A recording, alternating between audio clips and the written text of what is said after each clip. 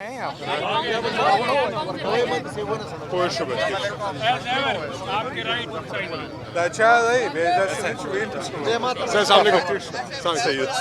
بابا from south Punjab جی بہاڑی ہمارے general secretary ہیں جی ایم پی ہیں وہاں سے والد صاحب 3 دفعہ میں نے رہے ہیں وہاں سے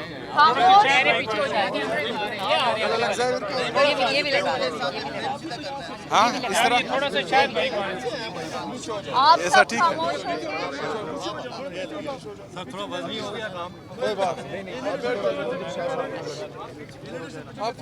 آپ سب خاموش ہوں گے. چلو جی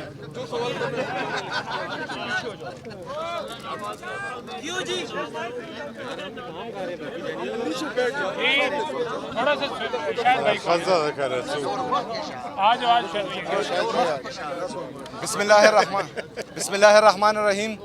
ایاک نعبد و ایاک نستعین. جیسے آپ سب لوگ جانتے ہیں کہ مسلسل کوشش کے بعد جو میرے قانونی اور آئینی راستے ہیں وہ مسلسل میں اپنا رہا ہوں، اور یہاں پر جو ہے آج میری 5ویں دفعہ ہے. اس سے پہلے صبح ہم نے ہائی کورٹ اسلام آباد کے چیف جسٹس صاحب سے ملنے کی بھی کوشش کی، لیکن 1.5 گھنٹہ انتظار کے بعد جو ہے ان سے ہماری ملاقات نہیں ہو پائی، اور اس کے بعد جو ہے میں یہاں آیا اور یہاں پھر جو ہے یہ کہہ رہے ہیں کہ اجازت نہیں ہے اور آپ نہیں مل سکتے. تو آج پھر ملنے نہیں دیا گیا. تو آج یہ سب کچھ جو ہے آپ دیکھ رہے ہیں، اس نظام کو، اس سسٹم کو میرے لیڈر، میرے قائد جناب عمران خان صاحب نے پہلے ہی ایکسپوز کر دیا تھا، لیکن کچھ لوگوں کے دماغ پر دھول پڑ گئی تھی. وہ ہمیشہ یہ الزام لگاتے تھے کہ یہ چڑھائی کرتے ہیں، وہ ہمیشہ یہ الزام لگاتے تھے پاکستان تحریک انصاف پر کہ یہ احتجاجی سیاست کرتے ہیں.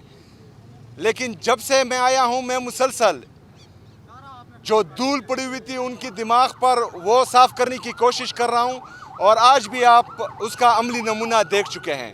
تو بہرحال کچھ لوگ اداروں سے زیادہ طاقتور ہو چکے ہیں، اور شاید وہی ہیں، کیونکہ جب بھی ہم بات کرتے ہیں تو کوئی کہتا ہے کہ پوچھ کر بتاتا ہوں، اور کوئی کہتا ہے کہ اوپر سے آرڈر نہیں ہے. تو یہ ہمیں معلوم نہیں ہو رہا کہ یہ آرڈر کون دے رہا ہے.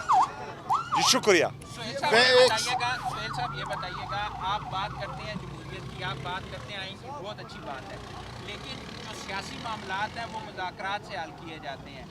اب تک نہ آپ وزیر اعظم سے ملے، آپ صوبے کے حقوق کی بات کرتے ہیں کہ وہ پورے نہیں دیے جا رہے، آپ وزیر اعظم سے ملاقات نہیں کر رہے، آپ وزیر خزانہ سے نہیں مل رہے، وزیر داخلہ سے نہیں مل رہے، کیونکہ امن و امان کی وہاں پہ صورتحال خراب ہے. تو مسائل کیسے ہوں گے؟ صرف ایک ملاقات سے حل ہو جائیں گے؟ دیکھیں جی، سب سے پہلے تو جو الزامات ان کی طرف سے لگے، جو میرا نام اناؤنس ہونے کے بعد ان کے وفاقی وزراء نے جو پریس کانفرنسز کی، تو میرے خیال میں پہلے ان کو اس پر معافی مانگنی چاہیے، کیونکہ ان کا یہ سٹینڈ بنتا ہی نہیں تھا جو انہوں نے لیا. ان کا یہ کام بنتا ہی نہیں تھا کہ ایک پارٹی کا جو ہے چیئرمین تھا، حیات چیئرمین، وہ ایک نام اناؤنس کرتا ہے تو ان کو تکلیف کیا تھی میرے نام سے. اگر تھی بھی تو وہ سیاسی بیان دیتے، لیکن انہوں نے جو ہے الزامات لگائے جس پر میں آج بھی ناراض ہوں. غلط الزامات لگائے اور ان کو ان الزامات پر معافی مانگنی چاہیے. دوسری ذاتی الزام علی امین صاحب وزیر اعلیٰ تھے، وہ 3 میں سے 2 ہی جو ایک دفعہ ملاقات کر لیتے تھے عمران خان صاحب سے. ان سے کوئی مشورہ لے لیں، وہ کون سا دروازہ ہے جو کہ اور پھر ان کو اجازت دیں. دیکھیں جی، اس وقت شاید حالات میرے خیال میں اس طرح نہیں تھے جو آج بنائے گئے ہیں. انہوں نے جو پریس کانفرنسز کی ہیں اور مجھ پر کراس لگانے کی ناکام کوشش کی تھی، تو میرے خیال میں ابھی جو ہیں وہ اس بات پر شرمندہ بھی ہیں، اور جو ہیں بار بار اس کی وضاحتیں بھی دے رہے ہیں. تو امید ہے کہ ہماری عدالتیں جو ہیں وہ انصاف کرے گی اور مجھے ملنے دے گی. ماشاءاللہ آپ کو اللہ نے بڑی عزت دی ہے، آپ پی ٹی آئی ورکرز کے لیے جو ہے ایک رول ماڈل بن گئے ہیں، آپ کو اتنا بڑا عہدہ مل گیا ہے. لیکن اس کے ساتھ ساتھ جو ہے آپ نے گزشتہ ہفتے جو ہے ایک ٹاک کی، اور جس میں آپ نے جو ہے وہ سیکیورٹی کے حوالے سے کولیٹرل ڈیمیج کی اصطلاح کرتے ہوئے پاک فوج کو جو ہے وار کرائمز کا ذمہ دار قرار دے دیا، اور پورے انڈیا نے جو ہے آپ کے اس بیان کو اٹھا کے اس کے اوپر جو ہے پروگرام کیے. یہ تو انڈیا کا ایجنڈا ہے، تو آپ نے وہ کیسے پاک فوج کو جو ہے وار کرائم کا ذمہ دار قرار دیا؟ اور دوسرا، جب دہشت گردی ہوتی ہے تو 50-100 بچے مارے جاتے ہیں، کیا وہ کولیٹرل ڈیمیج نہیں ہے؟ देखिए जी, आपने अपने सवाल में जो है पाक फौज को कोलेटरल ये वार क्राइम का जिम्मेदार ठहराया। मैंने जो है मेरी बात वो आप वीडियो पूरी सुनिए। मैंने वहाँ ये कहा कि जो इंटरनेशनल स्टैंडर्ड के मुताबिक कोलेटरल डैमेज की डिफिनीशन है उसमें जो है इंटेंशन और प्रोपोर्शन देखा जाता है। इंटेंशन हमें मालूम है, ये मेरे अल्फाज थे, और जो प्रोपोर्शन है वो 2% है। मगर अगर फ़र्ज़ करें 100 दहशतगर्द मारे जाते हैं तो उसमें 2 सिविलियन ज़ख्मी हो या शहीद हो, वो भी बुरी बात है, लेकिन वो जो है स्टैंडर्ड रखा गया है। लेकिन यहाँ पर जो है 21 लोग शहीद होते हैं। 21 लोग शहीद होना जो है ये क्राइम है, ये नहीं होना चाहिए। बाकी जो है आप यहाँ पर बैठकर इस तरह बातें करते हैं, वहाँ पर मेरे सिविलियंस भी मरते हैं।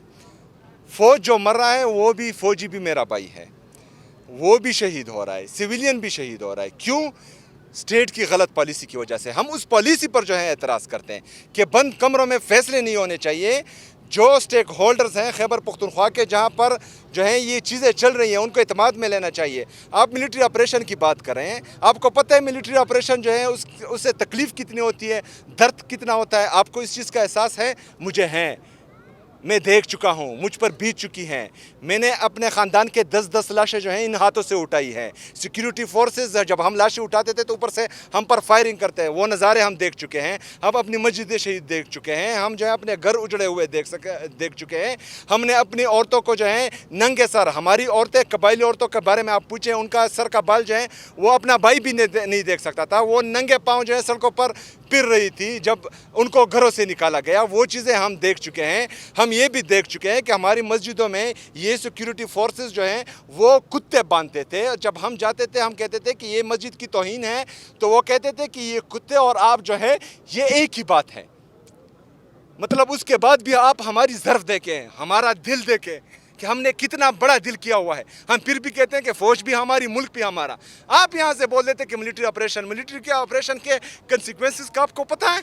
आपके मेरे लोगों के दर्द का पता है कि इससे दर्द कितना होता है?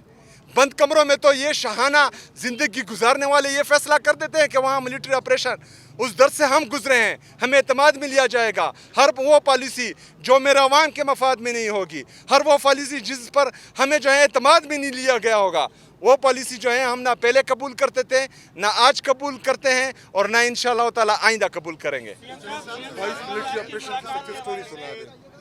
कहते हैं कि अपना यानी कि सियासत में रोल नहीं देना है, लेकिन बाद में वो कहते हैं कि एस्टेब्लिशमेंट के साथ हमने बैठ के मुज़ाकरात करने हैं। अब लास्ट जो नहीं कि बात आई थी यानी कि वहाँ पर कहा गया कि एस्टेब्लिशमेंट से हम नहीं बैठे। दूसरी बात ये कि सियासतदानों से भी आप नहीं बैठ सकेंगे, तो एस्टेब्लिशमेंट के साथ में बैठे मुज़ाकरात करना चाहते हैं, किसके साथ करना चाहते हैं? सियासतदानों में आपके ख्याल में कौन इतना ताकतवर है कि उसके साथ हम बैठकर ये सारे, आप मुझे बताएं ना, उस एक सियासतदान का आप नाम लें कि वो जो है ये तमाम जो सियासी टर्मोइल है उसको ख़त्म कर सकता है ताकि हम उनके साथ बैठें। एक का नाम बता दें, चलिए पूछ कर बता दें।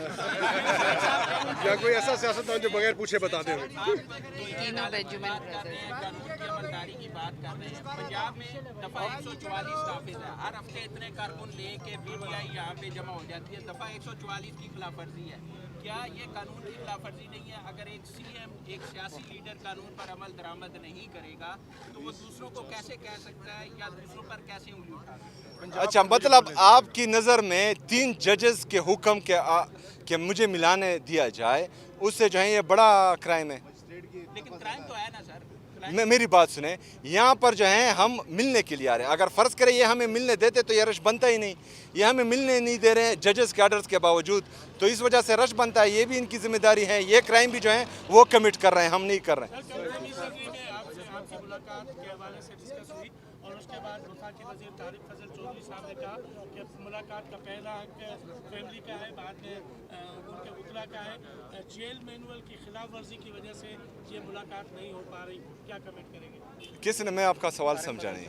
तारिक फजल चौधरी वफाकी वज़ीर कह रहे हैं कि सीएम की मुलाकात इसलिए नहीं हो रही कि जेल मैनुअल की खिलाफ वर्जी हो रही है। देखिए जी, ये जो है यहाँ पर हमने जिरगे देखे हैं।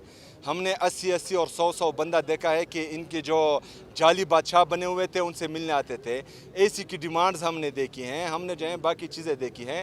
تو یہ ویسی جو ہیں اپنے آپ کو دھوکہ دینے والی بات ہے, اس سے زیادہ کچھ نہیں.